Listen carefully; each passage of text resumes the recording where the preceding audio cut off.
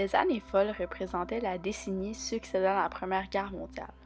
Les pertes humaines et matérielles amenées de ce conflit mondial avaient été douloureuses et abondantes. 60 000 Canadiens avaient perdu la vie et 173 000 autres avaient été blessés.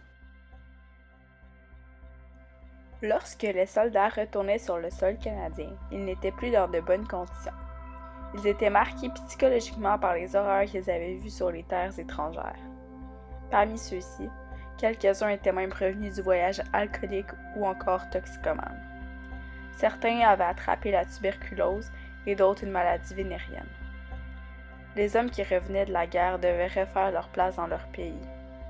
Tout de même, l'État leur donnait une pension unitaire.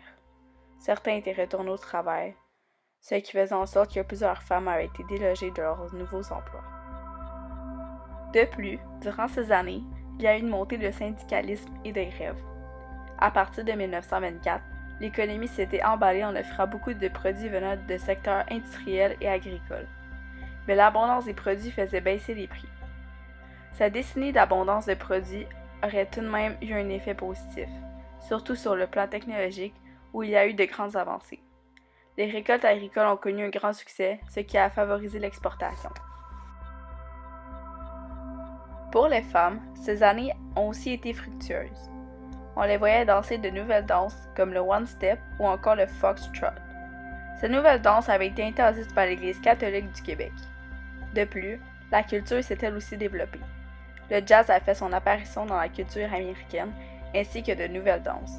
Les dames osaient maintenant se couper les cheveux, porter un pantalon ou un décolleté plongeant. C'était aussi le début des standards actuels du féminisme. Il faut également mentionner que les femmes canadiennes ont obtenu le droit de vote en 1917. Par contre, les Québécoises, elles, l'ont obtenu en 1940. Au cours de ces années, la première députée a également été élue.